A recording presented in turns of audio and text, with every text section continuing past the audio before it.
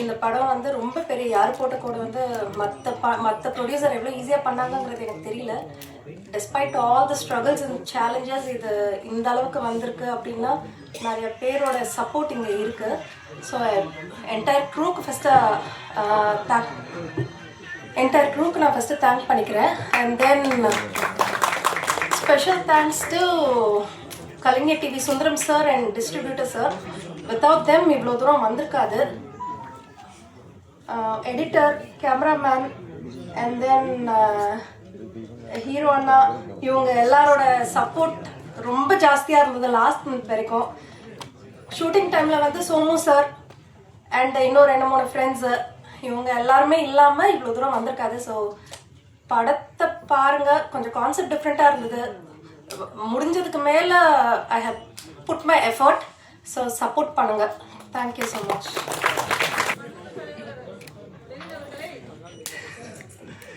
இந்த உற்சாகம் தான் எப்பவுமே, உற்சாகம் ரொம்ப முக்கியம். இந்த படத்துக்கு ஆண்டவன் தான் இயக்குனர். ஆண்டவனுக்கும் எங்களுக்கும் கனெக்டிவிட்டி இந்த படத்தோட தயாரிப்பாளர்.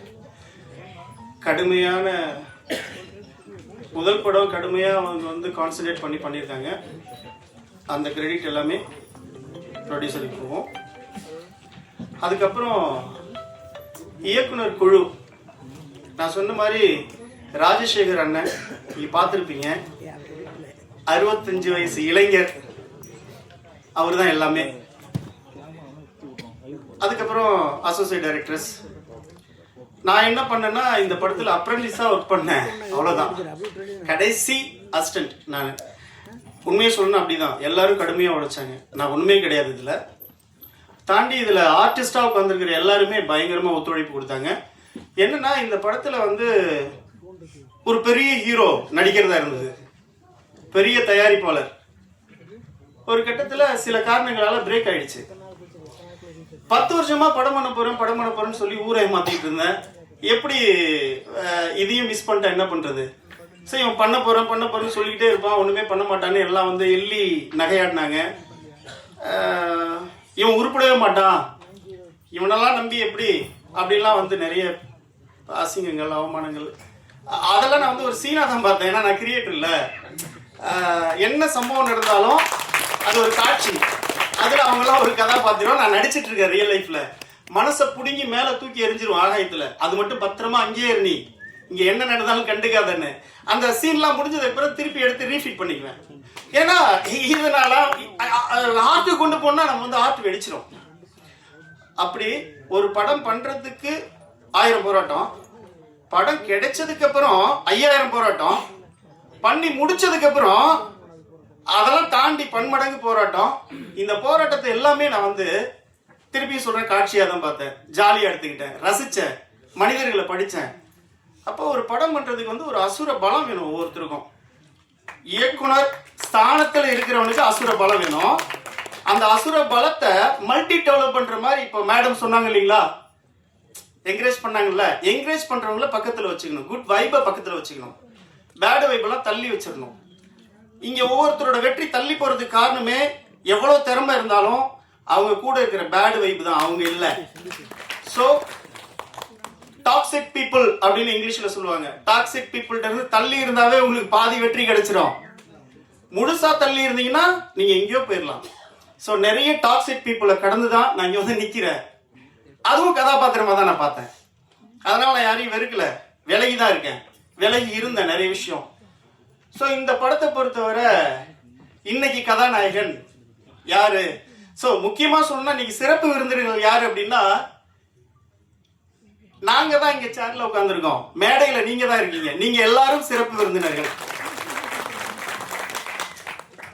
இந்த படத்தோட இன்றைய கதாநாயகர்கள், அதாவது ஒரு படத்துக்கு வந்து ஒரு ஹீரோ இருப்பாங்க, ஒரு வில்லன் இருப்பாங்க. அது மாதிரி ஒரு இசை நிகழ்ச்சிக்கு ஒரு ஹீரோ இருப்பாரு இசையமைப்பாளரா. இந்த இசை விழாவுக்கு 2 கதாநாயகர்கள்.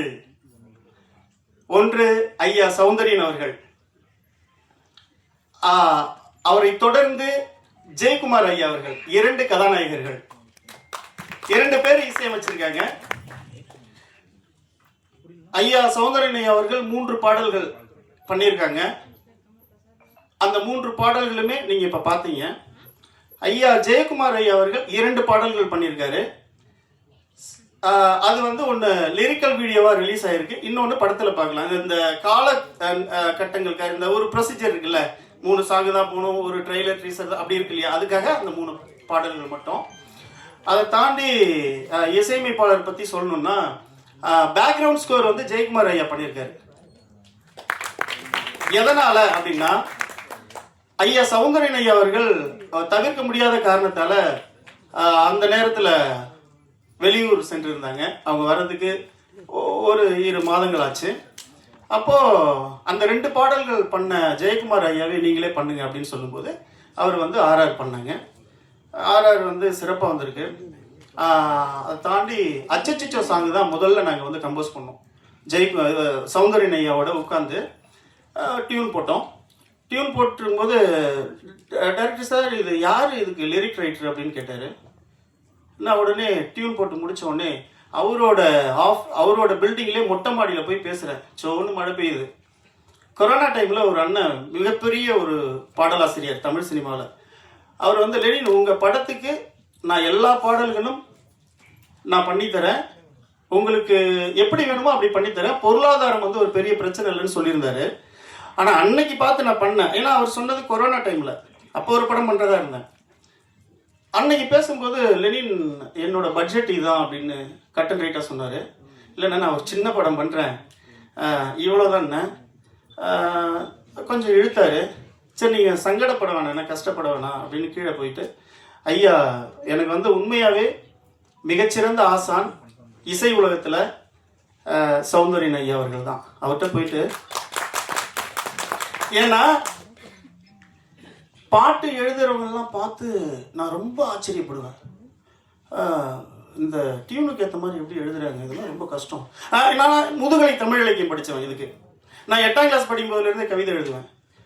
ஐயாட்ட போயிட்டு, ஐயா நானே எழுதட்டுமா, நீங்கள் கவிதைலாம் எழுதுவீங்களா, எதை எங்கே ஏதாவது ஒன்று சொல்லுங்கள். துளி கூட மழையில் நனையாமல் குடைபிடித்து நடந்து செல்கிறாள், என் இதயத்தை ஈரமாக்கிவிட்டு.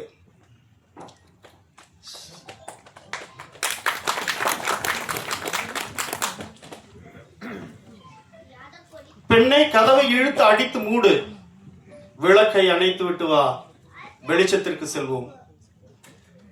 இந்த 2 கவிதை தான் சொன்னேன். உடனே ஒரு பேடு ஹார்மோனிய போட்டியில் உட்கார்ந்துருந்தாரு. இந்த கையால, இடது கையால அப்படி இந்த பேடை எடுத்து எழுதுங்க அப்படின்னாரு. அப்படிதான் எனக்கு இந்த பாடலாசிரியர் வாய்ப்பு கிடைச்சது. ஐயா இந்த இடது கையால எழுதுங்கன்னார்ல, அது எனக்கு இப்ப பாடலாசிரியர்ன்ற ஒரு பெரும் பாக்கியம். அது அவ்வளவு சாதாரணமா கிடைக்காது. இப்ப உட்கார்ந்து நீங்க எழுதுங்க அப்படின்னு கரெக்ஷன்லாம் பண்ணி எங்கெங்க எப்படி எப்படிலாம் வரணும், ஒரு டியூனுக்கு எப்படி வந்து கவிதையை உட்கார வைக்கணும், லிரிக்ஸை அப்படிலாம் எனக்கு அன்னைக்கு முழுக்க பயிற்சி கொடுத்து அப்படி எழுதுனது தான் இந்த அச்சச்சிச்சோ சாங்கு. எல்லா பாட்டுமே. அதை தாண்டி இப்போ எனக்கு வந்து பாடல் எழுதுறதுல அவ்வளோ ஒரு விருப்பமாக எனக்கு இருக்குது. அதனால என்னோட கலை உலகத்தில் நான் பாடலாசிரியராகவும் இருக்கேன்னா என்னோட குரு கடைசி வரையும் சௌந்தரன் ஐயா பேர் தான் சொல்லுவேன். அவரை பற்றி உங்களுக்கு தெரியும் நினைக்கிறேன். அவர் போட்ட முதல் இசை அமைத்த படம் சேரன் பாண்டியன். இன்னைக்கும் அதே இளமையோட அதே உற்சாகத்தோட பாட்டு போட்டு இன்னைக்கு பாடல்கள் வெற்றி அடைஞ்சிருக்குன்னா அது என்றும் இளமையா அவரோட சிந்தனையும் அவர் செயலும் இருக்கிறது தான். சின்னத்தங்கம் இந்த செல்லத்தங்கம் என் கண்ணு கலங்குது அப்படின்லாம் நீ கேட்டிருப்பீங்க இல்லையா, 8 மடிப்பு சேலை, அதோட இசையமைப்பாளர் தான் ஐயா அவர்கள். இப்போ நான் சொல்லிட்டு இருக்கிறது அரங்கத்தில் இருக்கிறவங்களுக்கு இல்லை, பொதுமக்களுக்கு தெரியும்ல, அதுக்காக சொல்லிட்டு இருக்கேன். அதை தாண்டி ஜெயக்குமார் ஐயா இசைஞானி. நான் பெருசா ஒரு ஒரு இசையமைப்பாளருக்கு ஃபேன் அப்படின்னா சௌந்தரன் ஐயா என்னோட குரு. நான் ஒரு இசையமைப்பாளருக்கு ஃபேன் அப்படின்னா இளையராஜா ஐயா, இசை கடவுள். அவர்கிட்ட கடந்த 35 வருஷமா அவர் மேலே உள்ள பற்றில் அவர் கூடவே அவர் சொல்கிற அந்த இசை பணிகளை தொடர்ந்து பண்ணிட்டு இருக்கிறவர் தான் ஐயா இசையமைப்பாளர் ஜெயக்குமார் ஐயா அவர்கள். எல்லா விதத்திலையும் ஒத்துழைப்பு கொடுத்த 2 இசையமைப்பாளர், 2 கண்கள் இந்த பாடல்களுக்கும் இசைக்கும்.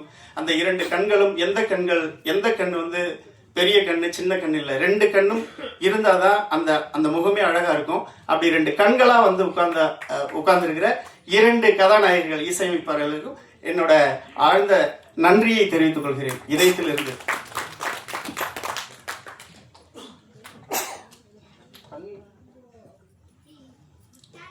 அப்புறம் அடுத்ததா சொல்லணும்னா டெக்னீஷியன்ஸ்ல எடிட்டர், ஒளிப்பதிவாளர் ஜான்ஸ் வி ஜெரின். இதை சொல்றதுக்கு முன்னாடி ஒன்று சொல்றேன். நான் வந்து இப்போ முருக பக்தனா உங்க முன்னாடி நிற்கிறேன். 96 நாள் 2 மணி நேரம் மாலை போட்டிருக்கேன். என் பேர் லெனின் வடமலை, என்னோட குலதெய்வம் ஐயனார். அவர் பேர் ஜான்ஸ் வி ஜெரின். ஸ்தோத்திரம் ஆண்டவரே. இந்த படத்தை முழு மூச்சோட முழு நம்பிக்கையோட ஒரு இதுவரையும் அவர் எவ்வளோ திரைப்படங்கள் வந்து ரிலீஸ் பண்ணியிருந்தாலும் அவ்வளோ ஒரு உற்சாகத்தோட இந்த படத்துக்கு செயல்பட்டு இருக்கிற ரிலீஸுக்கு செயல்பட்டு இருக்கிற ஜின்னா பாய் அவர்கள், அஸ்ஸலாமு அலைக்கும் பாய், ஜின்னா பாய் அவர்கள் சொல்லும் புரியும் நினைக்கிறேன். நாங்கள் எவ்வளோ ஒற்றுமையா இருக்கோம். லெனின் வடமலை, ஜான்ஸ் வி ஜெரின், ஜின்னா பாய், இந்திய ஒற்றுமையை நாங்கள் நிலையாட்டுறோம். ஸோ இதுல இருந்து அதை தெரிஞ்சுக்கலாம். ஜின்னாபாய் அவர்களுக்கு மிகப்பெரிய நன்றிகள். ஜான்ஸ் வி ஜெரின் வந்து நான் ஒரு லொக்கேஷனை காட்டுவேன். நான் ஒரு ஃபீல் பண்ணி இந்த லொக்கேஷன் இதில் பண்ணலாம் ஜான்சன் அப்படின்னு சொல்லுவேன். ஒரு நிமிஷம் அப்படிம்பாரு. பார்த்தா டப்புக்கு நடந்து எங்கேயோ கண்ணு கெட்டாத தூரத்தில் போயிட்டு இருப்பாரு. சார் எங்க சார், இருங்க வரேங்க அப்படின்னு அங்கே போய் நின்றுக்கிட்டு பிளாக் வச்சு பார்த்துட்டு கேமராலாம் எடுத்துட்டு இங்கே வாங்க அப்படின்னு கத்துவாரு. இங்க இருந்து திட்டு ஓடும். ஏங்க டைம் இல்லைங்க, ஒரு சீனை முடிக்கணுங்க, இப்போவே டைம் ஆச்சு அப்படின்னா இருங்க பார்த்துக்கலாம் இருங்க அப்படின்னு அவர் ஒரு பிளாக் வச்சாருன்னா அவ்வளோ அழகா இருக்கும். அப்படி வந்து நானும் அவரும் போட்டிட்டு வச்ச அந்த பிளாக் தான் நீங்க இப்போ வந்து சாங்ஸ்ல பார்த்துருப்பீங்க. அந்த மாதிரி எக்கச்சக்கமான இடங்கள்ல அவரோட அர்ப்பணிப்புகள், அவரோட கிரியேட்டிவிட்டி, அவரோட ஆளுமை, அவரோட அந்த ஒரு மாதிரி இன்வால்மெண்ட்டு, அப்படிப்பட்டவர் தான். இன்னைக்கு மதிய வரையும் வந்து ஒரு ஒளிப்பதிவாளருக்கு என்னென்ன பணி இருக்கோ அதெல்லாம் தாண்டி இந்த படத்துக்கு இங்கெல்லாம் வந்து ரிஹர்சல் போட்டு பார்த்து செக் பண்ணி இங்கே ஓடுறது அங்கே ஓடுறது இப்படிலாம் பண்ற தன்னை அர்ப்பணிக்கிற ஒரு ஒரு ஒரு ஒளிப்பதிவாளரை நிறைய பேர் இருக்காங்க. அதுல இவர் வந்து ரொம்ப ஒரு முதன்மையானவர்னு சொல்லலாம். நான் பார்த்த ஒரு 10-20 பேர்ல. அடுத்து எடிட்டர்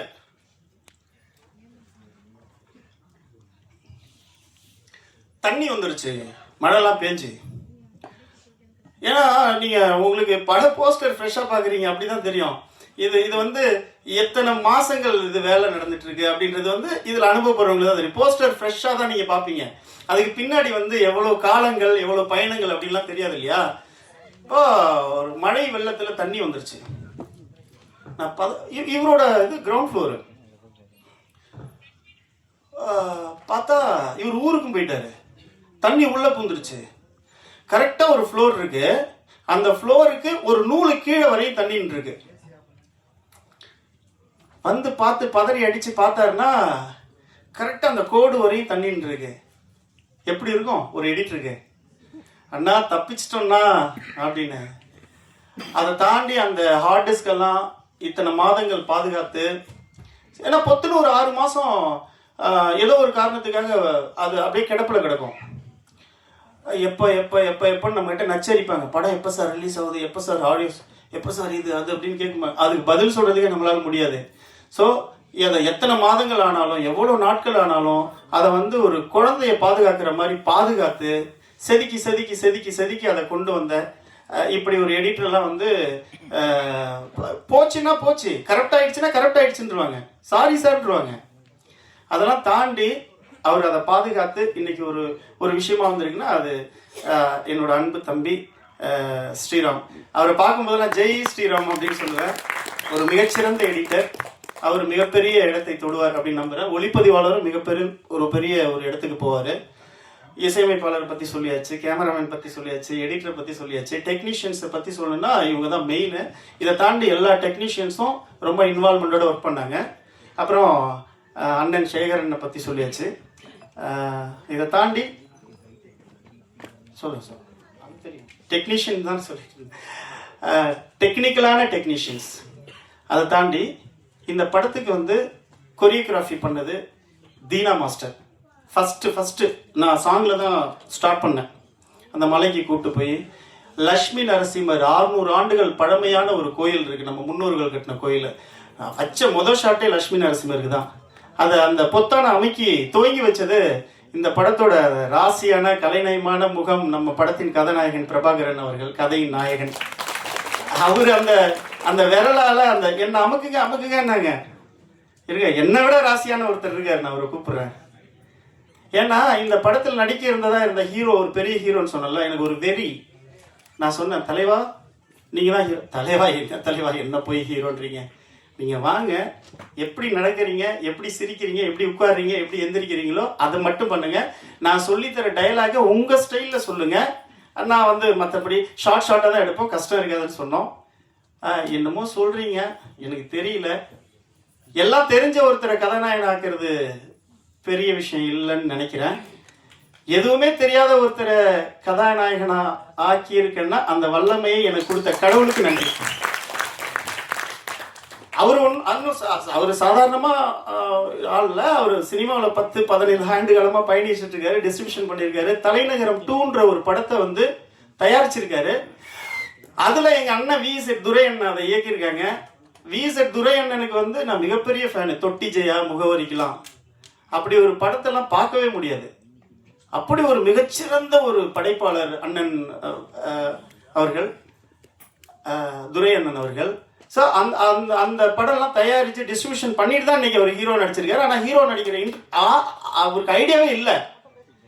நான் ரெக்வஸ்ட் பண்ணி கேட்டேன், தலைவா ஹீரோகிட்ட போனால் அது இதுன்றாங்க, எத்தனை படம் பண்ணியிருக்கீங்க, எத்தனை படம் ஒர்க் பண்ணியிருக்கீங்க கேட்டேன். எவ்வளோ பட்ஜெட்னு கேட்குறாங்க. படம் பண்ணுறது, நான் எப்படியாவது வெளியில் வந்துடுறேன், நீங்கள் நடிங்க, நீங்கள் நடிக்கணும் அப்படின்னு சொல்லி என்னோட அன்புக்கு ஒத்துழைப்பு கொடுத்து கதாநாயகனாக நடித்த அந்த ஒரு மாபெரும் உள்ளத்துக்கு என்னோட பாராட்டுகளும் நன்றிகளும். இப்போ என்னன்னா, அவர் எதையோ தேடி ஓடிட்டு இருக்காரு. டப்புன்னு ஒரு 10 படம் அவர் கமிட் பண்ணுவாங்க பாருங்களேன். அன்னைக்கு திருப்பி நானே நடிக்க கூப்பிட்டாலும் அவர் வரமாட்டாரு. அவ்வளோ அற்புதமாக நடிச்சிருக்காரு இந்த படத்தில். மிக பிரமாதமா யதார்த்தமா ஒவ்வொரு ஊர்லயும் ஒவ்வொரு பள்ளிக்கூடத்துலயும் ஒரு வாத்தியார் இருப்பாங்க. மனசுக்கு பிடிச்ச ஸ்டூடெண்ட்ஸுக்கு பிடிச்ச வாத்தியார் இருப்பாங்க. அதே மாதிரி எல்லாரும் இப்போ ஒரு திரையரங்கம் அப்படின்னா அதான் பிளாக் போர்டுன்னு நினைச்சீங்களேன். அதுல வாத்தியாரா அவர் வருவாரு, ஸ்கூல் சப்ஜெக்ட் வர எல்லாரும் ஸ்டூடெண்ட். கண்டிப்பா இந்த வாத்தியாரை எல்லாம் நேசிக்க ஆரம்பிச்சிருவாங்க. அப்படி ஒரு அற்புதமான ஆசிரியரா பயணிச்சிருக்காரு. வாழ்த்துக்கள். டான்ஸ் மாஸ்டர் ஆரம்பிச்சு ஹீரோ கிட்ட போய் நிற்குது. தீனா மாஸ்டர் ரொம்ப அழகா பிரமாதமா ஒரு 3 நாள் அந்த அச்சச்சோ சாங் பார்த்துருப்பீங்க. அந்த லிரிக்ஸுக்கு ஏற்ற மாதிரி ரொம்ப பிரமாதமா விஷுவலைஸ் பண்ணி கொடுத்தாங்க. அவர் நிறைய படங்கள் பண்ணியிருக்காரு. அவரும் அவரை போன்று ராதியா மாஸ்டர், அவரு கூட தீனா மாஸ்டர்லாம் ஒர்க் பண்ணியிருக்காங்க. ராதியா மாஸ்டர்கிட்ட நான் கொடுத்துட்டேன், மாஸ்டர் நான் ஸ்பாட்டுக்கு வரமாட்டேன், நீங்கள் என்னமோ பண்ணுங்க சார், நீங்கள் விடுங்க சார் நான் பார்த்துக்கிறேன்னு அவங்கள ஒரு வழி பண்ணிட்டாங்க 2 பேரும், ஹீரோயினையும். ஸோ ராதிகா மாஸ்டர் ரொம்ப அவங்களும் அப்படிதான்.